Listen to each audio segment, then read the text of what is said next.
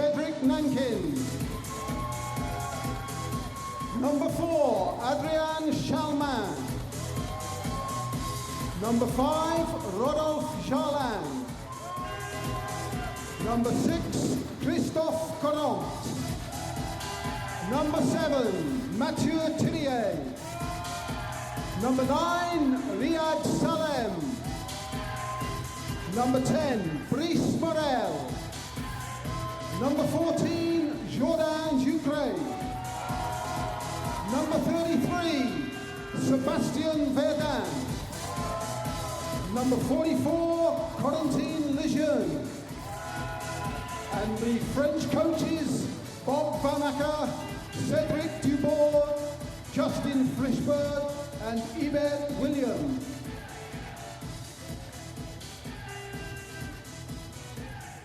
Please welcome New Zealand, led out by their co-captain, number 1, Cameron Leslie.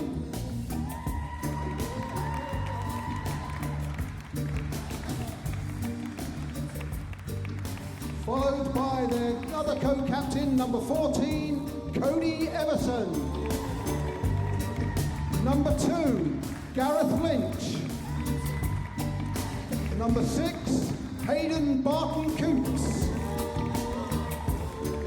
Number 7, Maya Marshall-Amai. Number 9, Gavin Ralton. Number 10, Robert Hewitt. Number 15, Tainafi Lafono. And number 51, Ian Simpson.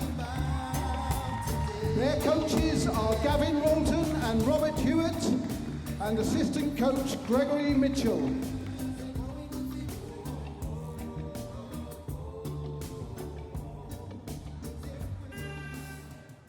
Ladies and gentlemen, please stand if you are able for the national anthem of France.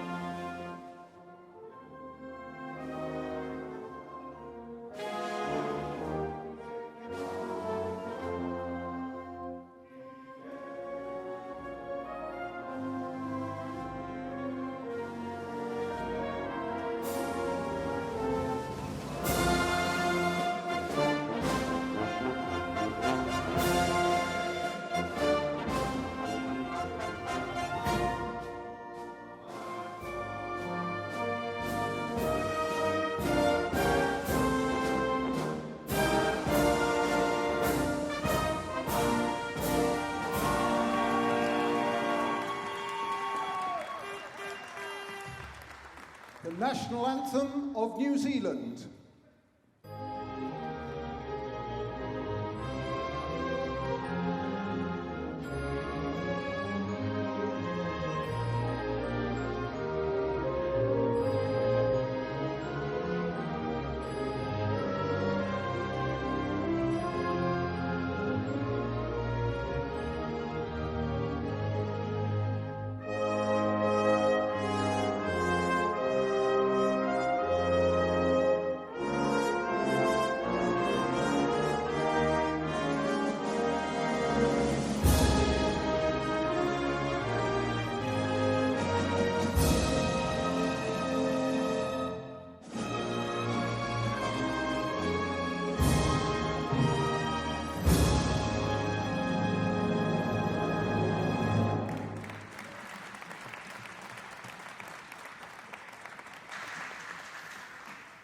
New Zealand will now perform the haka. Hello, good morning, good afternoon, good evening, or good night, depending on where you are watching us, but a very big welcome to day 2 here at the Vejle Spectrum.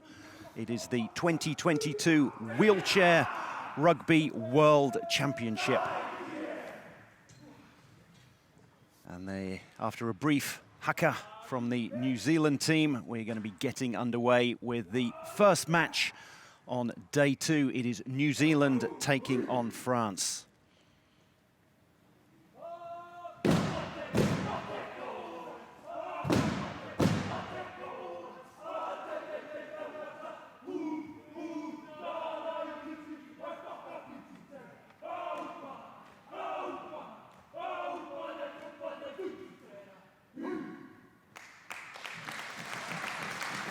Well, there we had Hayden Barton-Coots, the three-pointer there, and his teammates performing the haka, and what a sight that was. It is France versus New Zealand. We are in Pool A. Pool A currently headed by Great Britain, who defeated Switzerland yesterday in the second match of the tournament. The first match of the tournament saw Denmark defeat Brazil in Pool B. We have 12 teams, 2 pools of 6, and in a change-up this year, we are going to have quarter-finals. Rather than the top 2 getting through to the semis, we have 4 teams from each pool getting through to the quarter-finals. Kristin Hempfling on the left, Ryan Godet on the right are the officials. And here in the commentary position, I am Drew Lilly, and I am incredibly privileged, and so are you at home watching this, alongside me to have Chris Ryan. Chris, taking a look at the French starting 4 there. You're going to know them better than most people. The French have got to be looking for a win today in an attempt to make it through to the quarterfinals. Even though it's their first match, they'll already be looking towards the quarterfinals. Right, yeah, they've started with a really strong lineup of 3-3, 1-5.5 with 2 high pointers, to see them probably running the ball a lot in Jonathan Ivenaar and Sebastian Verdun. They're both really good, experienced players, and they'll be looking to, you know, set the tone for their team and for the tournament, really. Over to the Wheel Blacks, as they are known, Cameron Leslie. He is their captain. We just saw him there from Whangarei. He is a Paralympic gold medalist, not in wheelchair rugby, but in the 150-metre medley swimming. He won gold in 2008, 2012 and 2016. Gavin Rolton is another player to look out for. Another player who was at the Paralympics. As we have a look at the rather vocal French crowd that we've got here. It's nice to see, isn't it? Yeah, up out and early supporting their team. Exactly, it's 9 o'clock in the morning here, so they were up having their croissants and their cafe very early. But now it's time for the countdown. 4, 3, 2, 1. Like a bit of a mismatch at tip-off there. Yes, he's a big fella, is HBC, Hayden Barton-Coots. Number 6, a 3.5 pointer. The ball getting a little bogged down in midfield. There's the captain, Cameron Leslie, the number 1. Fires it over to HBC. The French looking very good in defence already.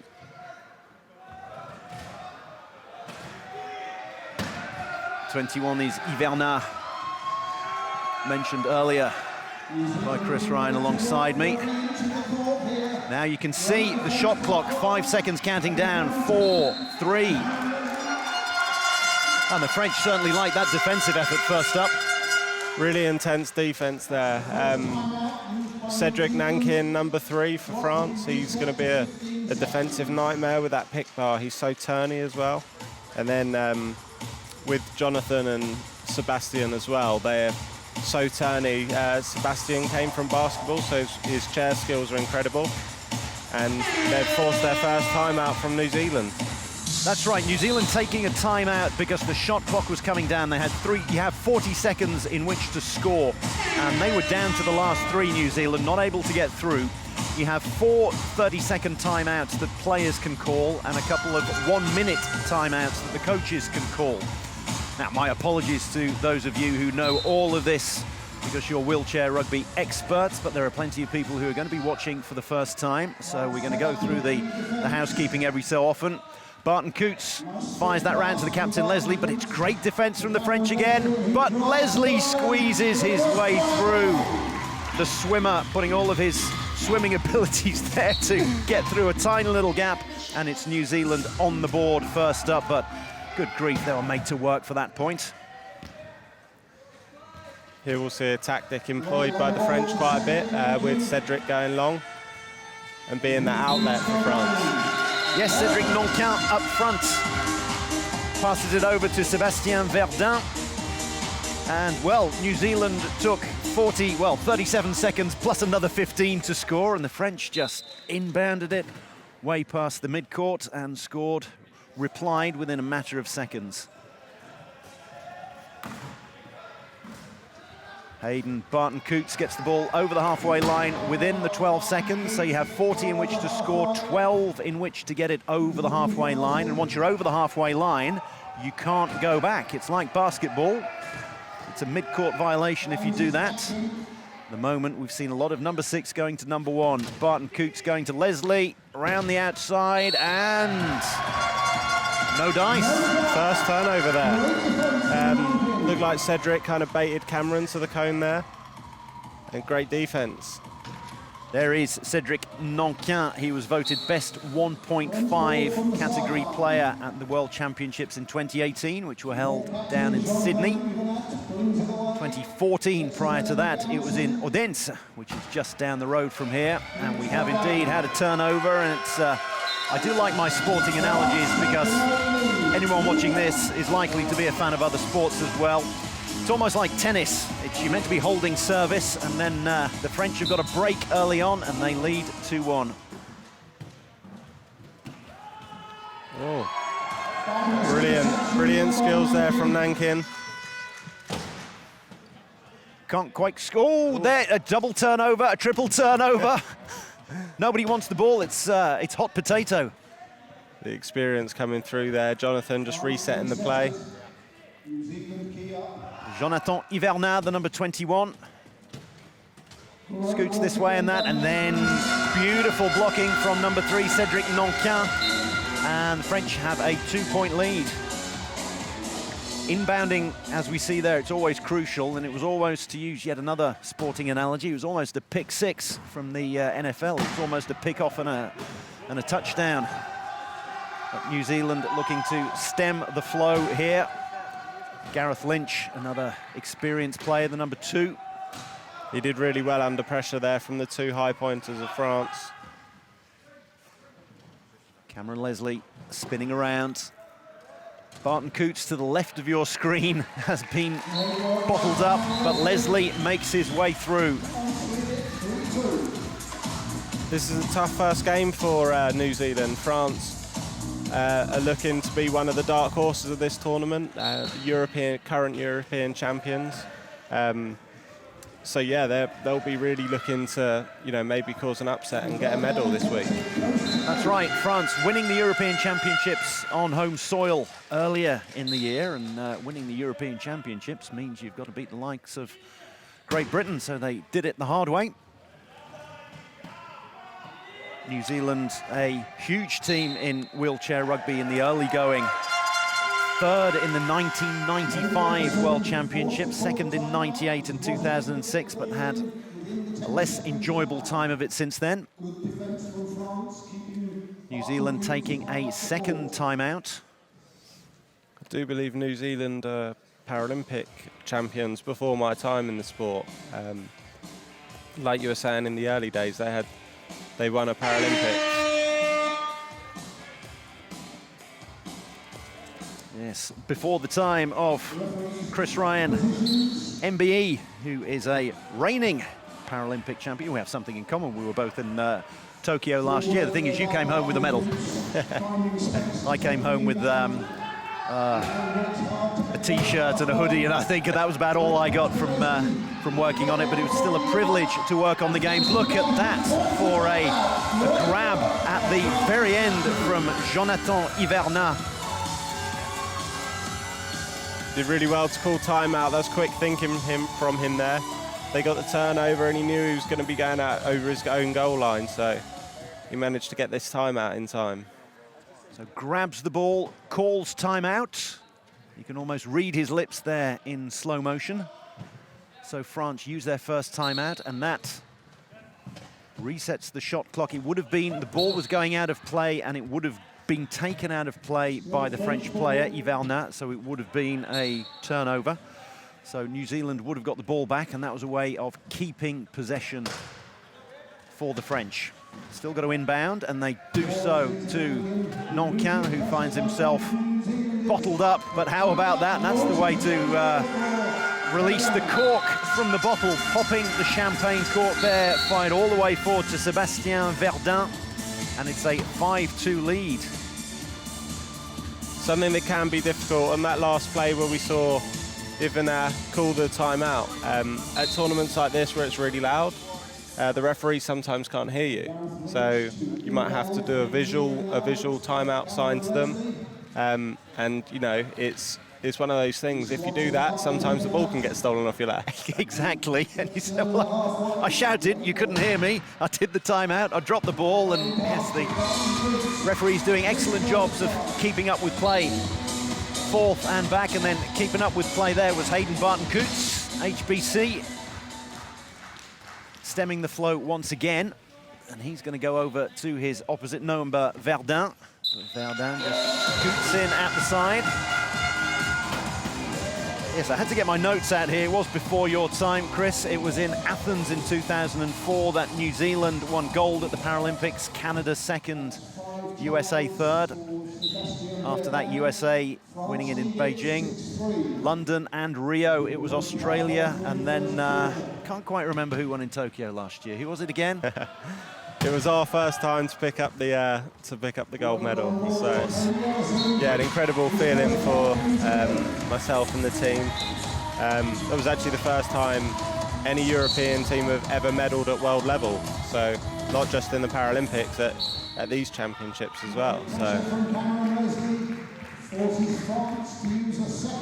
you know, it's an important thing to do because, you know, France will be looking to step into that kind of category as well. So, you know, it's got to happen for the first time at some point. And luckily it was us. Exactly, someone's got to lead the way. You can only ever have one team that's done it first, and that is Team GB.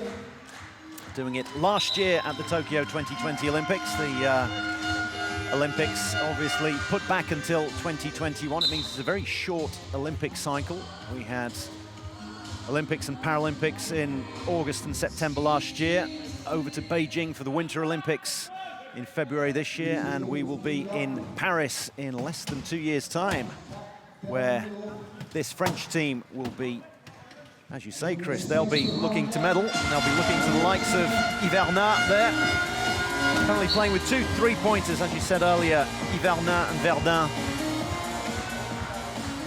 And as Barton-Coutts fires that one forward to Cameron Leslie, but there's an interception, not quite, just taken out of play by Verdun. But Dan nearly kept that ball in there, trying to use some of his basketball skills to keep that one in. Ball goes out of play. New Zealand having to inbound that, and Barton-Coutts just stretches out a hand, and as if he's got Velcro on the end, it just sticks to it beautifully. It's blocked in there, though, and he can't go back. Can't cross that line, and he's getting perilously close to it. Finds Leslie, though. That's been the combination that's worked for New Zealand thus far. Leslie gets himself in, pushes his way through the key. They're just about keeping pace with the French, but they're a couple of points adrift, and they're not eating into the lead. Great timeout calls there from Cam Leslie. He got his hand in and reached. The ball went loose, and then he forced Jonathan over to call another timeout. So the timeouts already, you have 4 per team per match. As you can see on the cube at the top, France are down to 1 little yellow disc and New Zealand down to 2. So they're using their timeouts early. They know that if one or other team gets into a lead of 4 or 5, then it could be very difficult to reel them back in. Speaking of reeling back in, reeling over the line beautifully there, Jonathan Ivernat reverses over the line to score another point for his team, and it seems to be 2 or 3 points the difference at the moment. New Zealand struggling to eat into that lead, but they're going to eat into it here. Oh, not quite. Rolton can't corral the ball, and we have a turnover.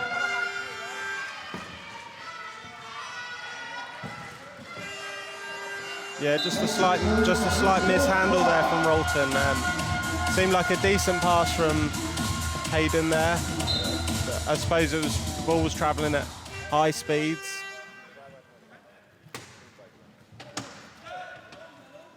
Once again, gives it to Barton Coots. That seems to be the outlet for them. But he's having to come back very deep, and he's got about 4 seconds to get it over the halfway line, which he does this time. And this time it is managed to be dragged in there by Cody Everson, one of the co-captains.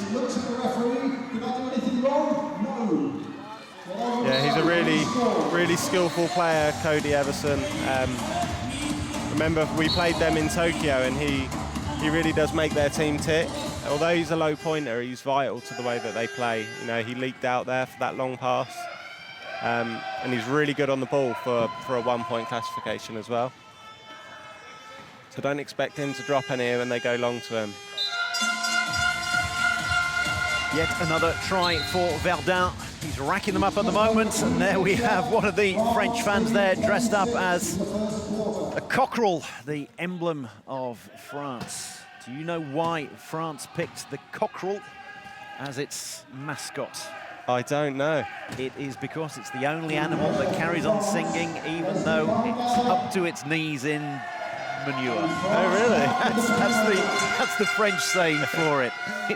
They still carry on singing, even when they're up to their feet in you-know-what, which I suppose is true. Cockerels do tend to sing all the time, and barnyards do tend to be full of manure and dung, so that is they're going to carry on singing even though they're in the you-know-what. Every day's a school day. There we go, there we go.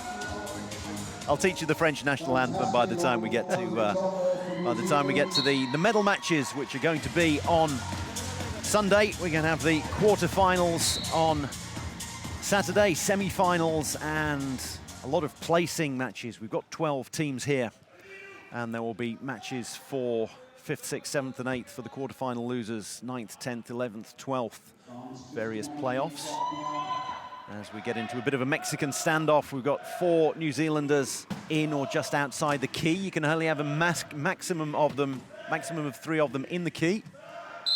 There you see Ivernat taking his time, because we've only got 1 minute left. So this is where clock management becomes crucial. You don't want to give your team, again, it's a little bit like NFL or basketball, you don't want to give your team, the opposition rather, too long in which to score. 40 seconds obviously being the maximum time of possession. So France here are going to look to use 39.5 of those seconds, I'd have thought. Yeah, so the teams ideally will look to score between 50 and 55 seconds on their second last goal. As New Zealand did, they scored on 52 seconds, and now they have the last possession. So the ball's been inbounded. Hayden Barton Coots to Cameron Leslie, and is he going to take his time? Well, he's being forced to take his time because he's got Verdun on one side, Ivernat on the other, so that's pretty high point company. So Barton Coots says, well, I'll have a go. He has to bounce the ball once every 10 seconds. There's another rule for those of you watching for the first time or who need a little refresher. So 11, 10, 9 seconds to go. Leslie, of course, you want to manage the clock, but you need to get a point as well. Is he going to be able to get in there? It's going to be tough to get the ball through, and that was excellent defense from the French.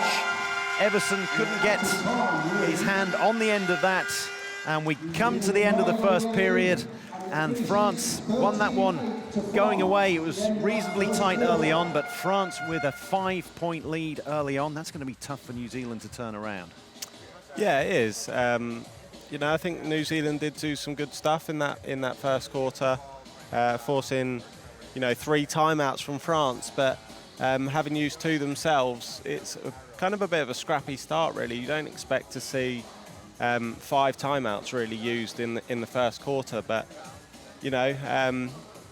as I was saying yesterday on commentary, you can't take them home with you, the timeout. So, use them, make sure that you keep scoring, and eventually you might break your opponent. It looks like France may have, kind of delivered the first body blow, I suppose. That's right. You can't take them home with you, as you say. It's you can't carry them over to the next game and then get into the quarterfinals and go, I've got 25 timeouts. I've been keeping these all year, like a little kid keeping his pocket money and then spending it all at Christmas. You can't do that, and so you need to use them wisely, and they seem to have used them wisely. There's nothing worse than using your timeout and not then converting it into points, but France have managed to do that, and I think these teams, you'd expect them, they're in Pool A together, behind Great Britain and USA, two absolute powerhouses, so you'd expect them to be battling it out for third and fourth.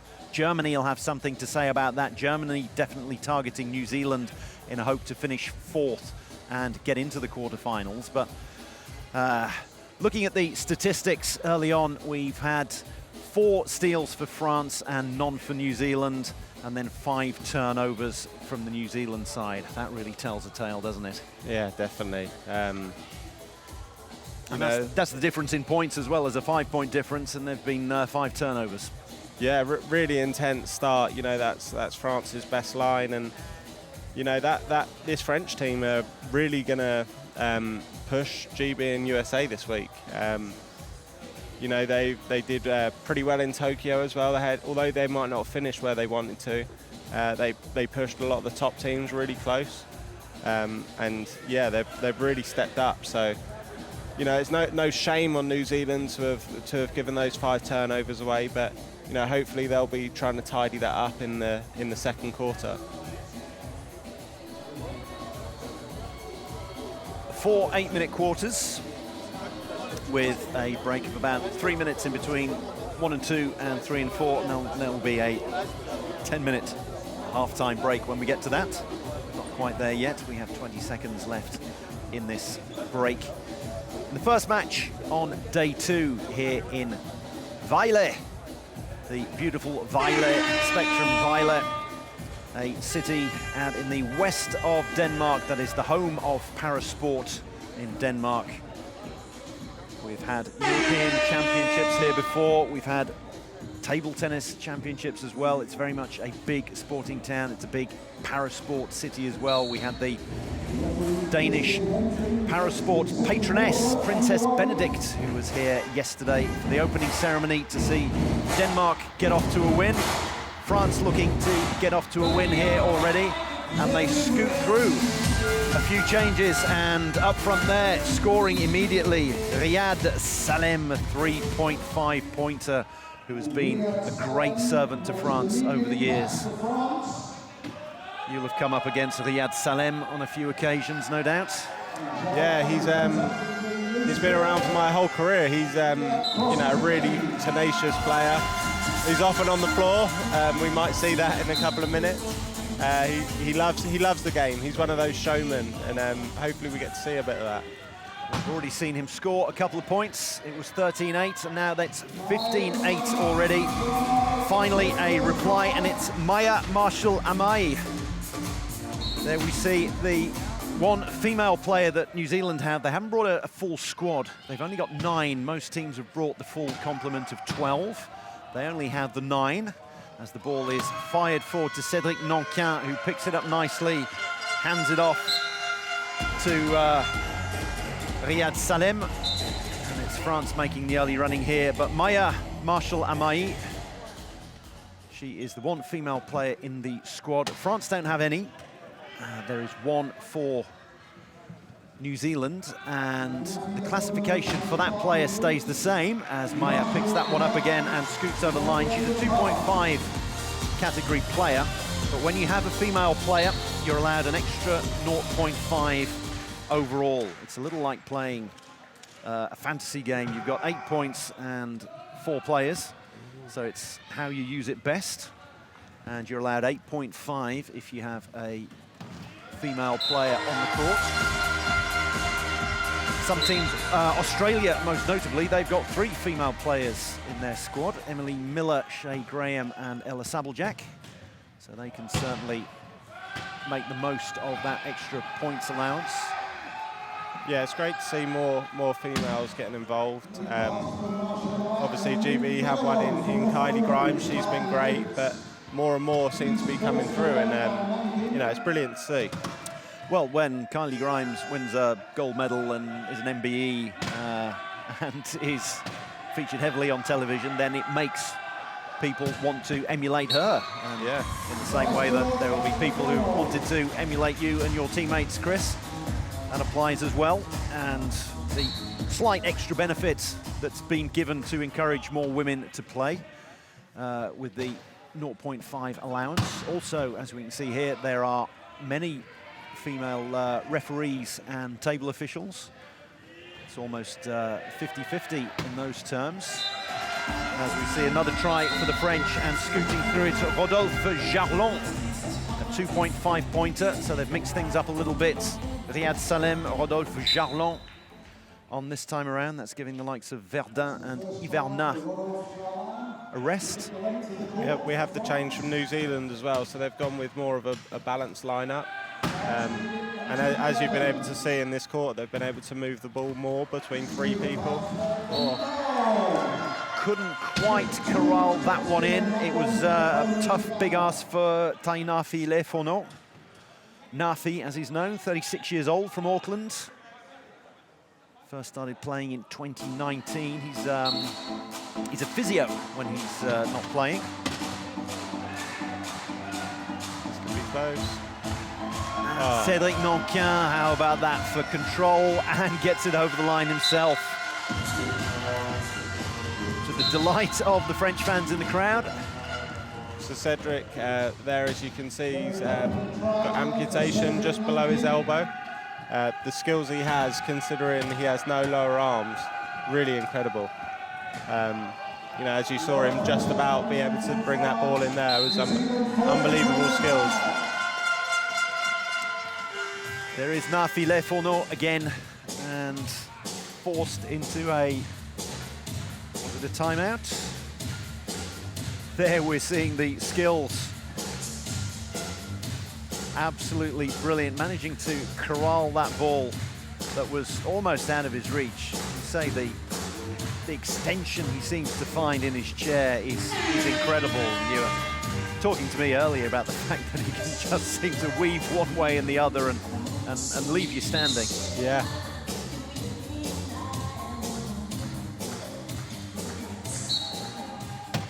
So another timeout taken, both teams having used 3 of 4. I heard Chris Ryan earlier saying, well, you can't take them with you, so they're using them all up. We're barely halfway through the second period, and they've already used 3 of 4. Of course, there are coaches' timeouts as well. Those haven't been used yet. Popped over the top, and from Lefono to Marshall Amai. Maya Marshall Amai from the Bay of Plenty. That's just east of Auckland. New Zealand looking like an upside-down boot. Well, that's the instep of the boot, the Bay of Plenty, up at the top of North Island. And a big hello and good evening to you if you're watching down there. It's going to be about 8:30 in the evening down in New Zealand. That's 5 tries for Riyad Salem in just 3 minutes of this second quarter, as France lead it 20-12. The voice you can hear there is the stadium announcer Simon Starr, who is a coach, a referee, a commentator, and it's almost like we've got a third person in the booth. He's coming out with some of the stats as well, and as that is, ooh, Just got there, didn't he? well, it was. I might need a bit of VAR on that one, did it? Or goal line technology. Did that one cross the line? Well, Cody Everson given the benefit of the doubt, but France having extended their leads as we see the 3.5 pointers going wheel to wheel. Barton Coots trying to mark Riyad Salem out of the game, and Salem says, well, okay, if you're going to mark me out of the game, then I'm just going to hand it off to Jarlon. And that's exactly what he does, and it's an 8-point lead now for France. Looks like we've got some subs getting ready to come in, I think from both teams actually. So we've got Cam Leslie and I think Gareth Lynch coming in. Jonathan Ivanat, Brice Morel and Nicolas coming in for France. Interesting to see who Cameron Leslie comes on for. He's a three-pointer at the moment. You'd be loath to take off Maya Marshall-Amai. She's a 2.5 pointer. She allows you an extra 0.5 in your allowance. And she's certainly been providing the goods up front for New Zealand. But New Zealand then need to get tighter on defense. So we've seen Jarlon cruise over the line there once again. It's an 8-point gap, and they don't seem to be able to stop France from scoring. They're just spacing the court so well, France, aren't they? It's, you know, they've got the speed, it looks like, as well, in the man-for-man matchups. So. Oh. Well, there we go. I'll give you that one. You said he's a spectacular player who'll be on the floor at some point, and 3 minutes later, there is Riyad Salem putting it all on the line. Hopefully we get a replay of this. He does brilliantly to catch the ball and then release it. So if you fall with the ball on your lap, it's a turnover. So he gets the turnover, releases it to his teammate, and then France don't have to use a timeout, because that's one thing you can do. If you've got no one to pass it to and you're falling over, you can call a timeout on your way down. But, you know, he saw his teammate, offloaded it to him, and then once the ball's safe and there's a player in the way, the referee stopped the game due to it being dangerous as someone being on the floor. It's a brilliant play there from Riyad. A brilliant play from Riyad and a brilliant explanation from Chris Ryan alongside me. Now, you're only allowed 3 in the key, so there's one New Zealander out, and we have indeed had the changes that you mentioned, Chris, and as they try to bottle up Jonathan Hiverna, but he squeezes through. And a balanced lineup here for France as well. So we got the 2-5 in Brice Morel and the 2-pointer in Nicolas Valentin. Expect a fair amount of ball movement between these three from the French team. Barton Coote still out there, the number 6 for New Zealand, and I think they're going to ride him absolutely into the ground. He's going to be playing every possible minute. We've seen Cameron Leslie come back on for Maya Marshall-Amai. Now it's a wheel race, and just there in time, but I don't think quite had control of the ball. Nicolas Valentin, one of the recent substitutes. He plays for Montferrand, which is it's a portmanteau, to use another French word that's in English. It's from Clermont-Ferrand, so that's in the centre of France, and it's a big rugby union town. It's also where Michelin have their factory, and Valentin and Adrien Chalmin both play for Montferrand. And you've got big representation from Toulouse, which is also rugby territory down in the southwest. Hiverna, Jarlon and Thirier all playing for Toulouse. So we had New Zealand there just converting on their first turnover against France, I believe. There we go. So they've got it to within 7 points. As soon as I say that, cruising over the line is Hiverna to get it back to 8. Inbounded by Lynch, gives it to Leslie. Leslie knows that Barton Coote will be able to win any kind of wheel race. The French know that as well, so they decide that they'll concentrate on making sure that he's all boxed up in time for the French inbound. A bash and a crash. A huge bump there. What a pass forward that was. So it looks like the French team are trying to defend the key here, but they haven't been able to get back because Nicolas was trying to get back to the key, but Hayden stopped him.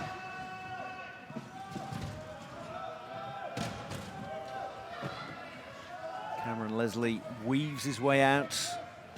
See the little shot clock on your left, and then there's one that's going to appear in the corner on the right, so 30 seconds. Already got the ball over the halfway line. That's priority 1. Priority 2 for New Zealand is get it to Barton Coots, and oh, how about that? So a little 1-2 between Barton Coots and Leslie. Leslie managing to grab that ball. New Zealand just about keeping in touch, but they've got to eat into the lead at some point. Shot clock doesn't start until the ball's been inbounded, which it has now.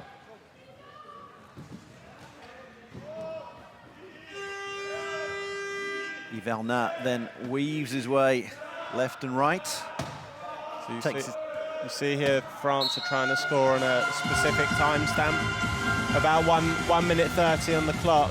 If they don't allow a quick goal here, they should be able to get to that 50-second timestamp we were talking about in the first quarter. But they have allowed them to score quick, so bit of a mistake there from France. Yes, it's all very good in theory, but you have to put it into practice. Hours and hours of work goes into that sort of thing.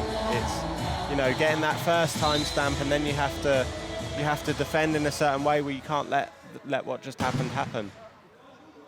That's the delights of being in the commentary box, Chris. You get to see that now. You don't actually have to do it.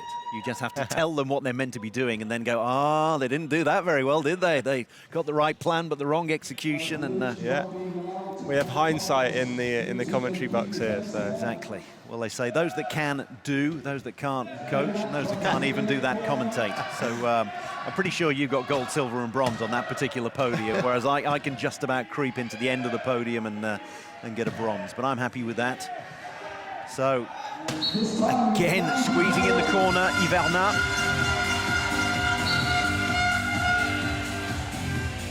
Of course, the timestamps and using the clock, it's all well and good, but nothing beats points on the board. And pressure, and that forces another turnover. So as you can see, the time's ticking down, 34 seconds, but you can see the shot clock, 27-26 in the corner. So France deciding to take all the time in the world.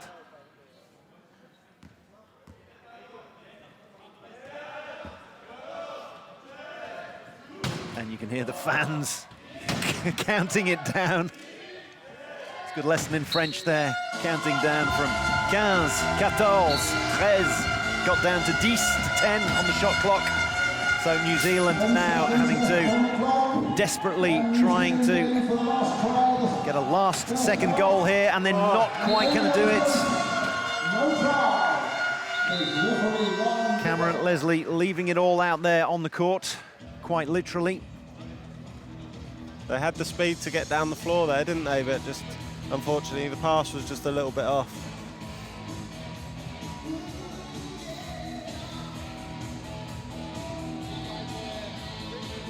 That's where you get some of the most exciting goals, you know, where you got 5-6 seconds and you see teams trying to throw three-quarter length passes, or, you know, some of the fastest guys in the game just really at full tilt.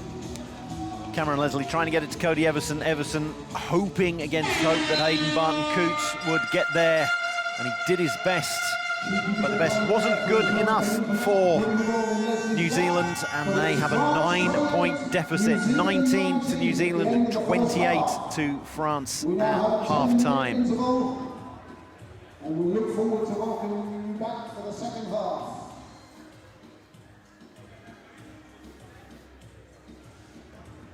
It was an intensive first half. You can see that if you look at the cube at the top there. You can see that there is one little yellow disc on either side of France and New Zealand, meaning one timeout left. As you were saying earlier, Chris, they've used those timeouts very tactically, and I think New Zealand, well, France rather, were using them to make sure that they converted all of their points, had no turnovers, and if you can get out into a lead, it's very a lead of more than about 3 or 4. You've obviously got more experience of this than I have, but once it's 3, 4, 5 on the scoreboard, it must look like a very big mountain to climb. Yeah, exactly that. It's all about trying to break the opponent, really, and if you can get over that barrier of, like, say, 4, 5, 6 goals, it can be really hard to bring back. And as we said in the first quarter, they used 3 and they've still got that one left. So We saw this actually a little bit in the game yesterday between GB and Switzerland. Often the first game of a major championships like that, it can be, getting some of the rust out, getting some of the nerves out as well, and then after that first quarter you really see the quality that the teams have. One statistic we saw there, we got the turnovers as well, obviously more turnovers going against New Zealand, but you had more pass assists for New Zealand, 10 of them, and only 5 for France. And you would think, well, surely pass assists are a good thing, but not necessarily, because if you're passing the ball, it's often that you're being forced to pass the ball as opposed to your low pointers blocking and allowing the high pointers to come through, and that seems to be what France have done much better than New Zealand in the first half. Yeah, 100%. And it always helps basically having the fastest player on the court, and I think France probably have 2 of the fastest players, 2 of the 8 fastest players on the court. So if they can push past their competitor, then they don't need to pass. And like you were saying, the pass is a risk, especially in this sport, because virtually everyone has a disability in their arms of some sort, whether that be, function with their triceps, biceps, or whether they got poor hand function, things like that. So, where you can, you try not to pass it, but obviously the defences are so good that we do see those passes, and that's where we see the turnovers a lot of the time. So the first half has come to an end. France with a 9-point advantage. France 28, New Zealand 19. We've got about 7 minutes of the break left, so we're going to go and get some water for our voices while the players out there also take some water, a few bananas, that kind of thing on board. You at home, you can get the kettle on and make sure you're back with us in 6.5 minutes for the second half.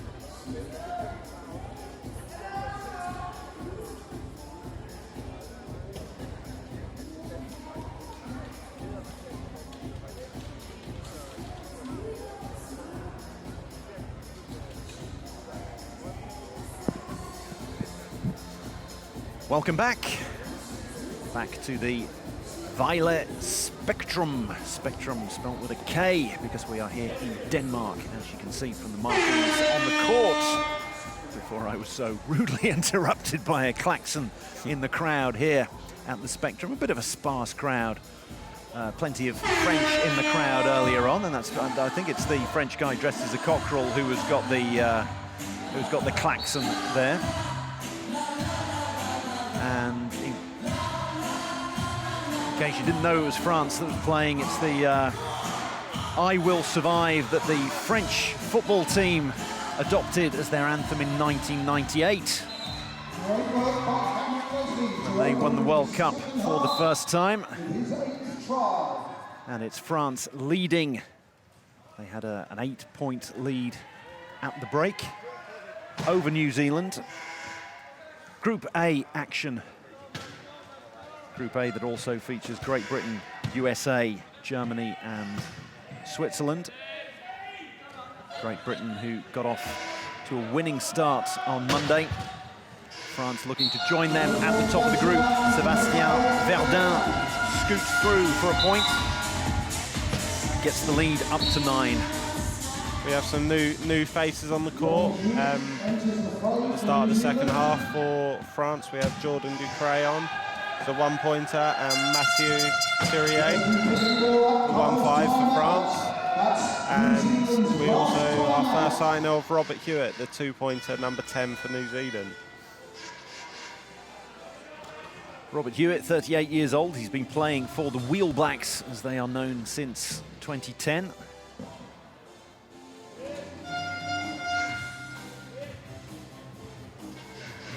He was one of the Wheel Blacks players. In fact, most of the squad here, they've only brought 9 with them, as we mentioned. Cameron Leslie wasn't there, but most of them went over, crossed over the ditch, as they say, over the Tasman Sea to play in the Australian Championships. They were invited in there. As we have a look at Hayden Barton-Coots, their standout player, who's taking a little breather at the moment. He was over there playing for the Wheel Blacks, and they managed to get through to the semi-finals of the Australian Championships as a guest team.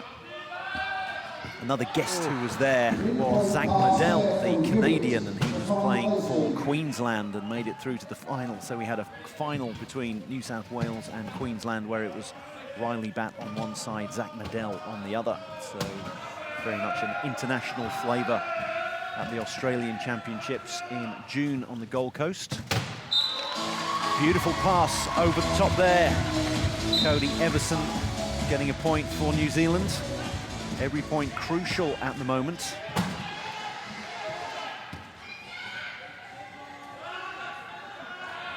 That matchup you were talking about, Zach and Riley, I think we're getting a repeat of that today, are we?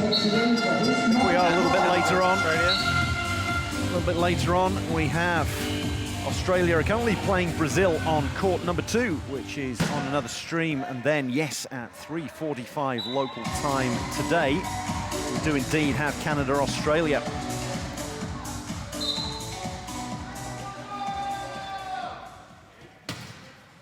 So you see, well, they were employing the key defence, New Zealand, but they've tried to spring the half-line trap. That can always be difficult when you have 3 people going back to the key to defend, but one person's up trying to defend at the other end. It's kind of 2 ideas, and you know, you all need to be on the same page for that sort of thing. Yes, you've obviously only got 4 people out on court at any one time. All 4 need to be, as you say, on the same page.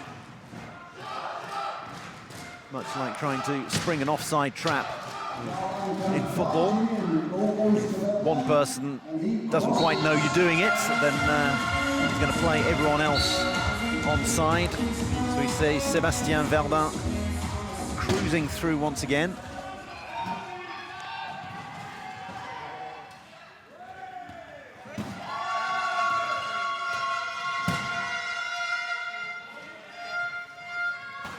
This French lineup really turning up the heat now.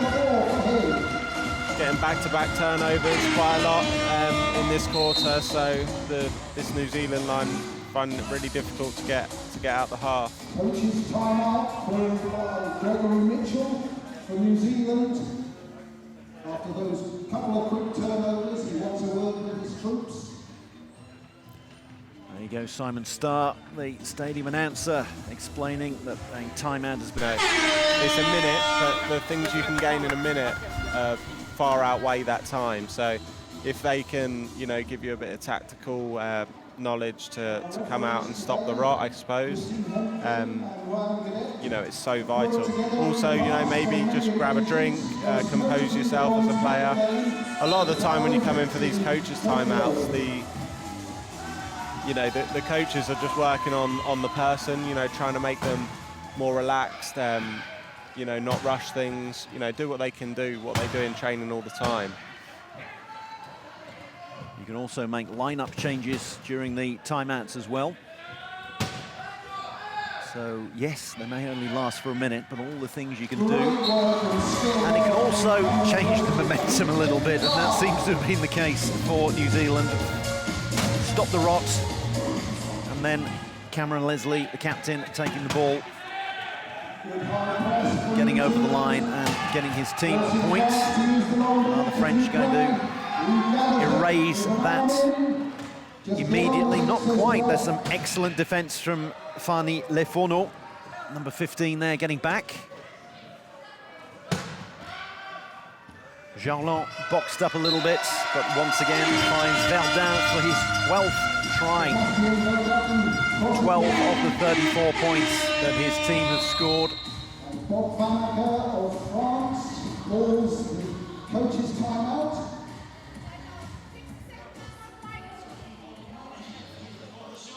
So 2 coaches' timeouts called within quick succession there. You know, you've normally done something wrong if you've just been spoke to by your coach for a minute. You go back out for a minute and a half and you get ball back in. Generally, something's gone wrong. So you reckon that's what seeing one of the other French coaches, Bob Vanacker, at the moment. So he's saying, "What did I tell you? I told you this a minute ago, and you didn't do it."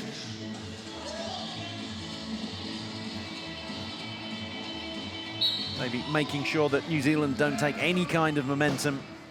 It's an 11-point deficit now. Being passed around the backcourt. Hewitt needs to get it over the halfway line and does that. Needs to bounce it as well. And Hewitt's going to go coast to coast. Good block in there from Cody Everson on the way out for Hewitt there.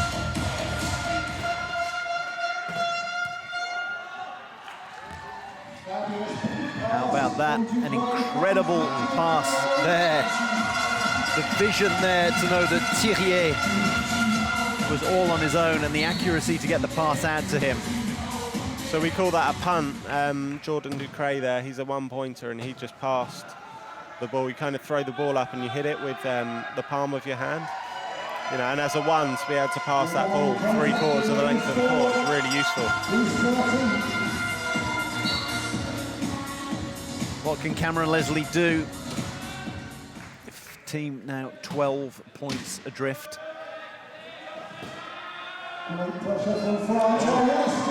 It's 2 steals in a row. We had a turnover, and then picking the pocket there. The ball was sitting up absolutely beautifully for Ducret to steal that one from Fanny Leforneau, who thinks, where's that come from? Where was the call from your teammates? Mind your back. Leforneau now firing it forward to his captain, who gets barged and half stopped by Jarlon, but there will be no stopping Leslie. End-to-end stuff at the moment.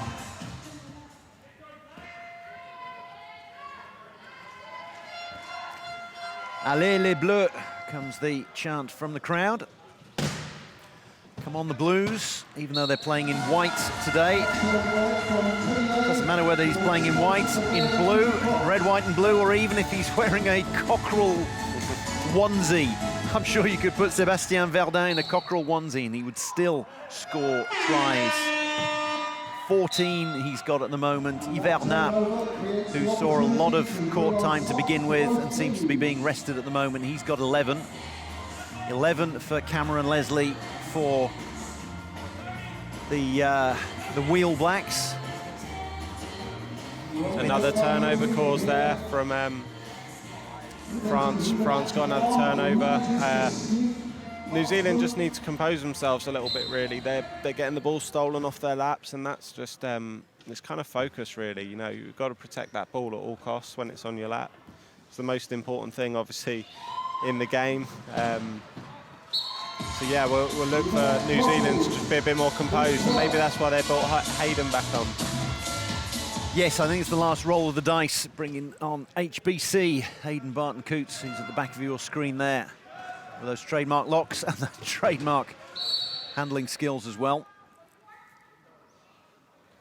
I remember playing Hayden in Tokyo, and you're marking him, and I sit a lot lower in my rugby chair than he does, so. I think everybody does, it's the extension he gets, yeah. I mean, I'm a pretty tall guy, but I'm sitting next to him, and I'm looking up at him, and yeah, you feel like a really small person next to him. Oh, Ducret nearly getting another steal. The wingspan of HBC. Trying to do it all on his own here. They need to get the ball over the halfway line, and they do. And there is Maya Marshall-Amai, who's come back on. Good quick hands there from Hewitt to catch and pass that ball off.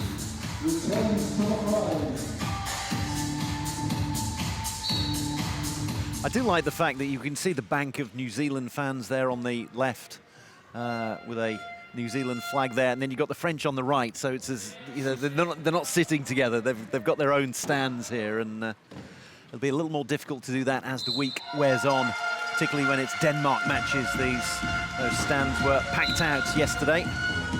Yeah, it's a war, isn't it? It's a war within a war, the fan battle.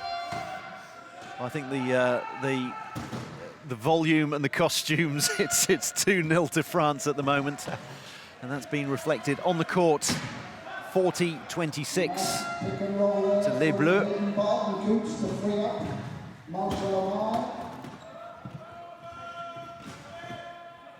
Maya Marshall-Amai boxed in. Help offered by Hewitt, but there's not a great amount. Well, he's got it now. No, he hasn't. It's Barton-Coots. George Hewitt's leaked out there, but he wasn't able to pick him out. There, now we found Hewitt. And the shot clock expires. You can see the 0 there, the fateful 0, and there is the klaxon. Nobody give him a vuvuzela because we're not going to be able to hear ourselves speak. Stadium DJ cranking up the noise as well. Some brilliant inbounding from the French. And then Barton Coots comes back, bashes into Ducret. But there is Riyad Salem. Haven't had to use him very much. Bob Van Acker has decided to keep him on the bench.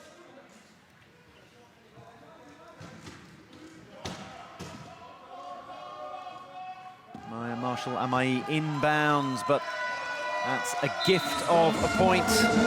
Ducret's had a really great period in this third period. You know, with that 3/4 of the court punt that he did, he's had 2 steals, and to do that as a 1-pointer is brilliant. You know, to have that much effect on a game when you're taking up an 1/8 of the team's point value is really incredible. Barton Coots fires it forward to Hewitt and is waiting for the return pass. From French captain Jonathan Ibalat. Made contact with Maybe in the early running for player of the match, Ducret. Well, I was just thinking that, yes, exactly. And it's... Have to start getting the thinking caps on for that one. Exactly. Well, I'm going to bow to your greater knowledge here as we see the first penalty box. It's gone the way, it's gone against the French. It's Ivernat for making contact with his opponent, trying to get a steal of the ball. So Ivernat is going to sit in the penalty box. It's 4-on-3, and it will be either for a minute or until New Zealand score. You've got Robert Hewitt. We're going to see the foul again, maybe. Or we're seeing some of the highlights that we've had so far.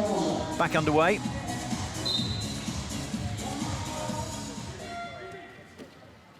Ivernat back on and inbounding. Look at that for skills, Riyad Salem. That's him to a T. He loves the Showtime plays, you know. Brilliant play from Riyad there.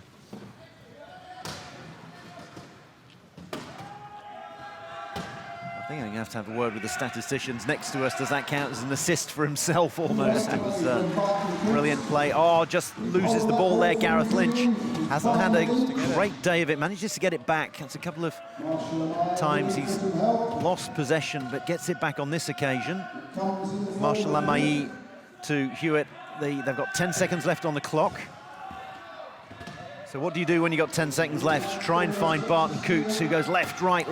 He's boxed in. He's not going to get away through the French defence. He does, but it's too late. That's twice that they've exceeded the 40-second shot clock. You've got to put that down to the stifling French defence. Looked like there was a contact call that was missed there. You saw Jonathan apologising to Hayden, but there was no contact called. You know, sometimes that happens. It can be frustrating for the player when they're the one that was contacted and they don't get the call, especially if it leads to a turnover. But you know, that's where you've got to take a big deep breath and, you know, on to the next play. And I'm sure it's far easier to apologise when you've just made contact. It hasn't been called. Sorry, yeah, I did, yeah. I'm sorry about that. They didn't see it, did they? It's almost more annoying. It is. It's like in French when the ball hits the net cord, goes over, and there's a little... But the player doesn't even look at you, just raises his racket, and you think, yeah. It's no consolation, is it? Nope. No consolation for New Zealand either. They find themselves 17 points adrift. 8 seconds to go. See if they can get special play here. Yeah, Barton Coots is going to be looking for an absolute Hail Mary. They're going to give it back to him. No, again. It's a special play, but the wrong kind of way. Ducret with his third interception of the quarter. I say the early player of the match voting is it's going in his favour, I think, as the official klaxon goes, as opposed to the one being held by the man in the cockerel onesie. And at the end of the third quarter, France 45, New Zealand 27, as we see that wonderful steal again from Jordan Ducret. Plays for the Atlantique Rugby Fauteuil Club. Rugby en fauteuil. It literally means armchair rugby, a fauteuil, because a fauteuil roulant is what they call a wheelchair in French, literally a rolling armchair. And he's been looking very comfortable in there, has Jordan Ducret.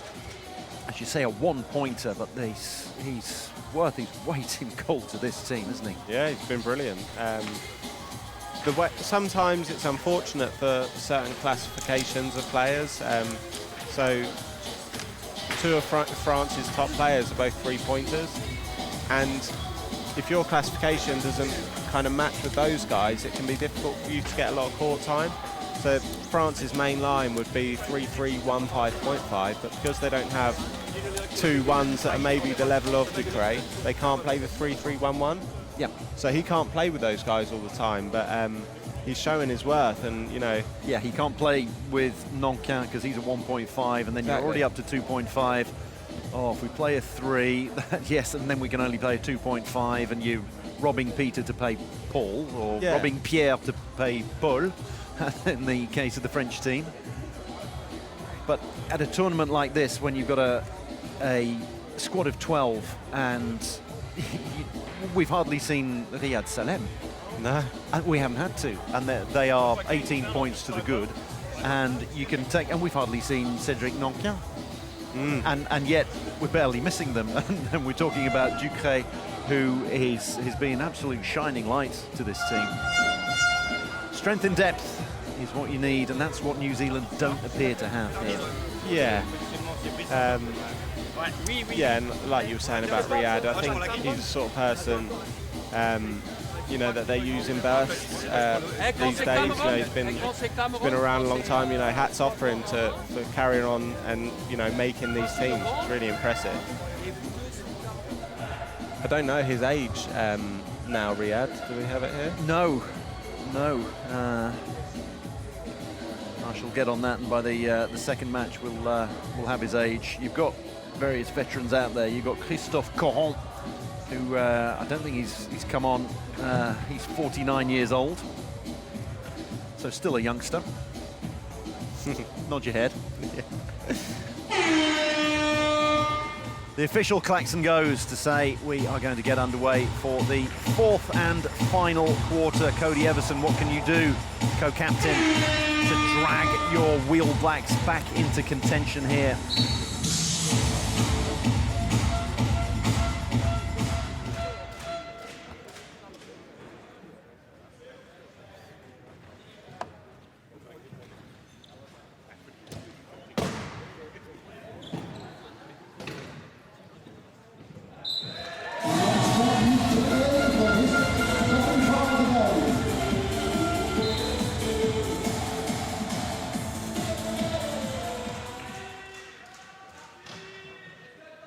So we do have Riyad back on the court, the start of the fourth period. One of their two head coaches, Hayden Barton-Coots.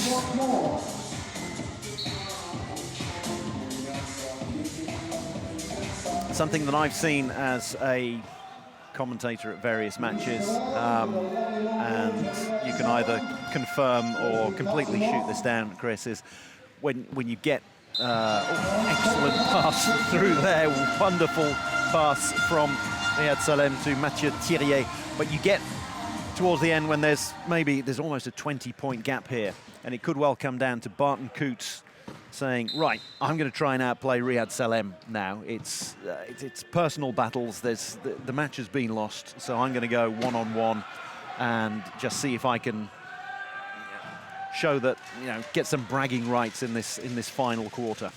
Yeah, you always have to. You can use these minutes effectively, or you could waste them. And these minutes are so important for New Zealand because they don't get to, you don't always get to play teams at the level of France. So, they'll be using these minutes to try and improve as players. Like you say, maybe trying to win some individual battles, see where they can, beat players for the future and things like that. So there's no such thing as garbage time in this sport. Group stages as well, and you never know, it may well come down to New Zealand managing to win 2 games, lose 4. They might be all of a sudden level pegging with the likes of Germany, fighting it out for 4th place, and it then could come down to who's scored a certain amount of points. It will be head-to-head if 2 teams are level. If 3 are level, then it goes to a points count back, and there are all sorts of ways of dividing it up. I think it comes down to a toss of a coin if we've eliminated absolutely everything else, and there are all sorts of factors. Hopefully, well, I'm pretty sure that on Thursday, when we're getting to the final group games, we're going to be having getting the calculators out and trying to work out, well, if Switzerland win by 40 points, and if Canada are a forfeit, and if, yes. We always had, for the GB team, a guy called Jamie Stead. He was always the rain man. He was one of the players, but he would always work out. You could always, you could ask him. We win this by 3 points, and they score 40. And New Zealand oversleep and don't turn up, and then we'll come first, and USA won't. They'll be third, and yes, it's. We never understood what he was saying, but he was always right. Nod your head, but he'd always got it right. Well, we'll ask him then. We'll just shout down onto the court. And,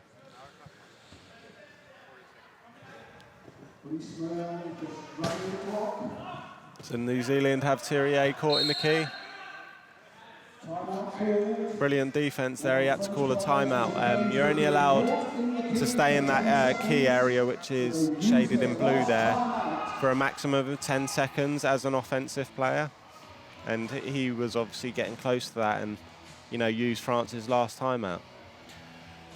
Yes, the coloured area there, like the paint in basketball, the key.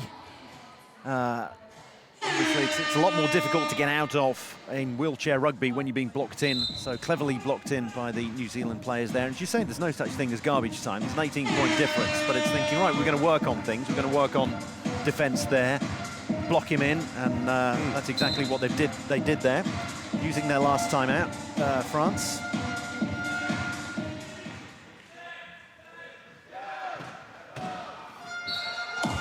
Riyad Salim scoops his way through.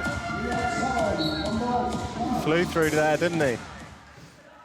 There's his opposite number, Barton Coots. Gets the early inbound. Inbound there from Gavin Rolton. Barton Coots there. He really is a man mountain, isn't he? He is, and there we have 6 against 9. 2 3.5 pointers. Leslie comes in there. It's that individual battle you were talking about. Got the better of him there. Hayden.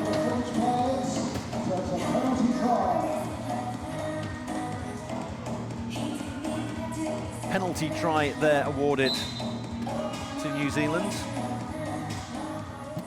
An infringement on Barton Coots as he was about to cross the line. And Salem, all that hard work from New Zealand, 40 seconds in which to score, and then Salem says, well, just give me the ball and I'll wipe that off. Straight down the other end, 5 seconds later, job done, and the half century is brought up for France.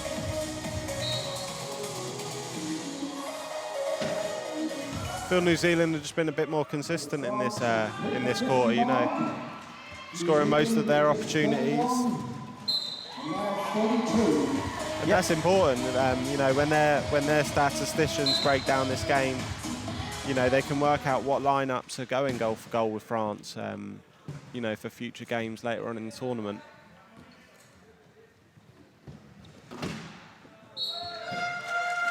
Salem weaving his way through. I said we'd barely seen him thus far, and he's being brought out now and very much icing this game for France. No respite for Barton Coots, being involved in almost every minute of this match, weaving. Nice shake and bake there from Hayden. Oh, and a beautiful pass. over the top. Hopefully we get to see that fake again there.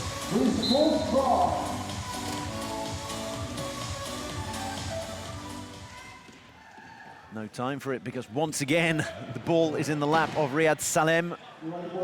HBC says, I'll have something to say about that. Great pass out there. Movement off the ball, incredible from Salem as well. And then no goal. Brilliant defense from New Zealand there. Cam getting the steal on the goal line. Well, yes, the little mini battles, as we were saying, and if you can get a steal there off someone of the likes of Salem, who had 2 goes at it and manages to get it the second time. And bring on Valentin, Verdun and Lejeune. 4 minutes, 39 seconds of this match to go, and we have a few more changes in the lineups. As Cam Leslie scoots over for another point for the Wheel Blacks. French have got the likes of Brice Morel, the number 10, who's come on. Nicolas Valentin, the number 1. 44, Corentin Le Guen. Haven't seen very much of him, the 26-year-old. From Brittany with a name like that. He's quite an important part to their best line, so maybe they're thinking about his fatigue levels for later on in the tournament. I'm sure we'll see a lot more of Corentin as the tournament progresses. He's a great .5. See, New Zealand have made a change as well. Hayden Barton Coots has come off.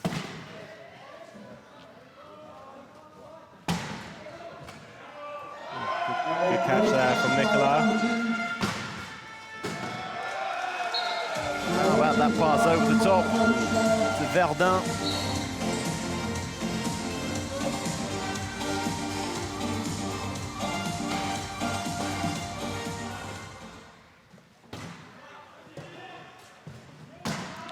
Taifani Lefourneau Jason for Cam.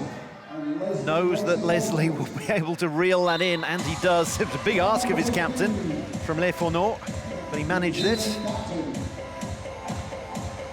New Zealand not giving up, battling for every point.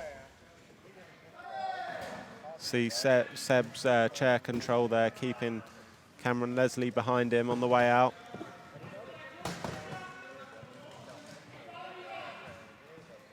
Great transition here from France as well. Look, they've already got Cameron doubled for the next defensive set. As long as Seb and Nicolas can score against these three, they should be in good position for the next defensive play. 13 seconds to go, yes, at the bottom of your screen there, and in the end, they've decided they might need to, well, they thought that we're going to have to go and help him here. If it gets down to single figures, we've got to go out and help him. At that point, yeah, Seb got over the line, and it's one of those things, it's a nice idea, but, you know, sometimes it doesn't. Well, you can afford to do it when you're 19 points clear with 3 minutes to go. You can start working on your set plays, and let's put it that way. Here is Sébastien Verdun. And there are 3 people blocking in Lefourneau. So they are working on the set plays. Great hook pass there from Verdun to Brice Morel.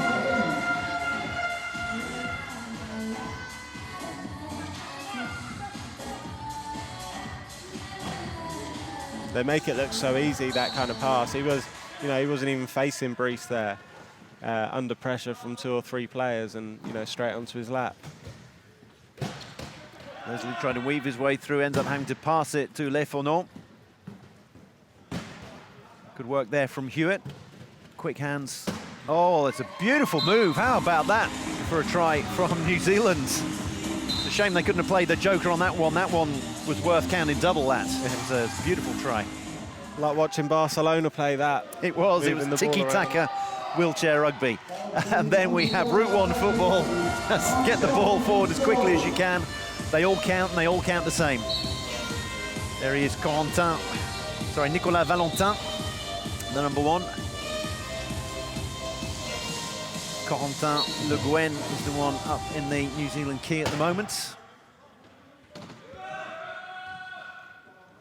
Interesting inbounding there, but it worked. Leslie having to get the ball over the halfway line, which he does, finds Hewitt. The game opening up a lot as we get towards the last 2 minutes.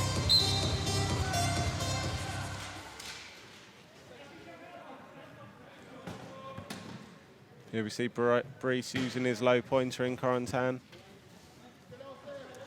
It makes it look effortless getting out the half when you have your .5s clearing the way for you.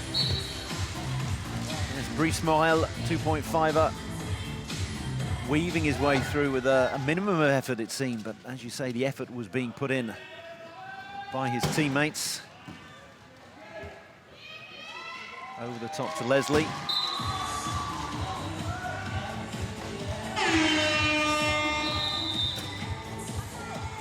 Black fern flags in the crowd there.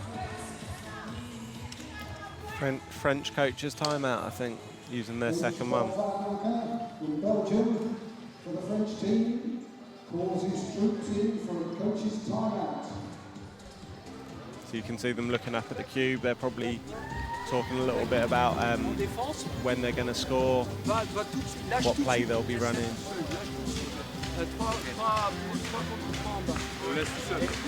Juste au début, dès que la remise est faite, je m'en vais. Ouais, tout de suite. On se fait, Patrick? Non, allez, ça clique. Allez, Blanc, allez, on s'applique. On marque une 30 si on peut. And you know, it's another repetition for France to practice these last goal scenarios.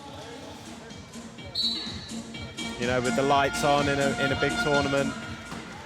Less than 2 minutes to go. You can say, okay, let's almost as a training exercise. Let's imagine we're 2 points down. What would we do if we've got 100 seconds to go and a 2-point deficit? Something along those lines. Yeah. As you say, talking about the timestamps and how to work out when to attack, how quickly, the timing of crossing the line. Yeah. 58 to 39. Cam Leslie not interested in the timing, just trying to get points on the board for his team. So France did get that goal in the correct time window, I suppose, and now they'll be looking to score between 50 and 55 seconds. Teams vary on when they want to score, and it might vary on what team you're playing against as well. So if you have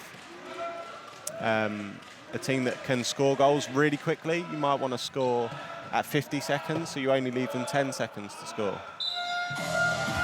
Whereas France obviously believe they can press New Zealand for 15 seconds here. Verdun took his time a little bit there.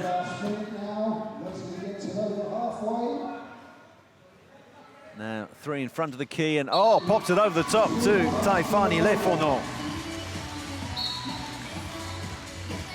So 6.3 time differential in the shot clock and game clock.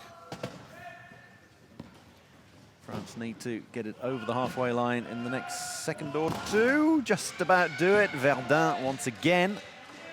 He's going to take his time, run that clock down. Build up the frustration levels for the Wheel Blacks. You can see 15 on the shot clock, 20 on the match clock. You can hear them counting down in French. This is one of the highest, obviously not in this game because the score differential, but when everyone's counting down that clock, it's one of the highest pressure moments in a game because you have to score at a specific time, and it's so important as well. The last inbound for New Zealand gets it to Leslie. There's a bit of crash and bash. Good pass. A lot of it. What a brilliant play. How about that? New Zealand, they've come up with some flamboyant tries.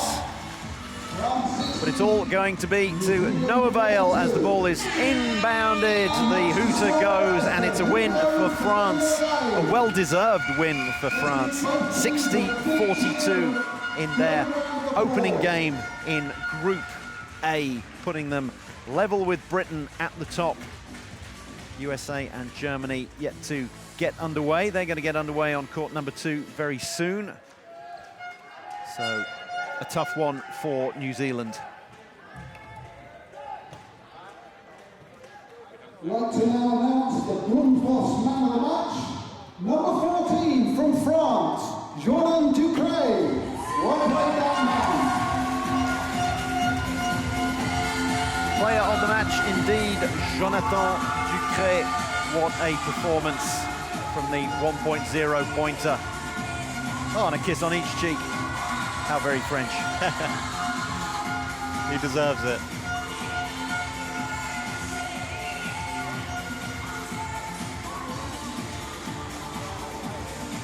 You know, it's often the high pointers get those awards, you know, because they score the most goals. But it's how much you bring for how much you're taking of the team's value. So, you know, it's kind of pound for pound value, and I think we made the right decision on him in this game. Well, you can go and tell him afterwards. You can say, congratulations. That was, I picked you for that one. So,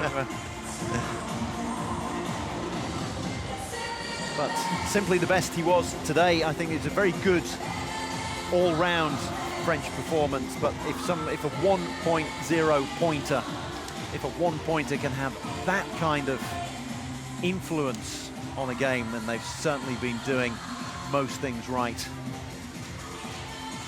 60-42 to France, an emphatic victory to get their 2022 World Wheelchair Rugby Championship campaign underway. 12 teams, 2 pools of 6. Top 4 will get through to the quarterfinals. But obviously it's where you finish in the pool as well, because it crosses over. Pool A plays Pool B, first place 4th, second place 3rd. So you very much want to be finishing as high as you possibly can in the pool stages, as we have another look at Jordan Ducret, the player of the match.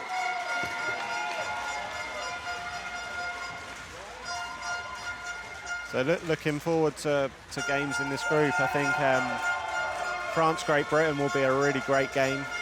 You know, from the 2 games that I've seen so far, those 2, I think that will be touch and go. And New Zealand, I think New Zealand-Switzerland will be a great matchup as well. Yes, France-Great Britain at the top of the group, New Zealand-Switzerland towards the bottom. A couple of statistics that stand out there, Chris. The steals for France, the turnovers that went against New Zealand.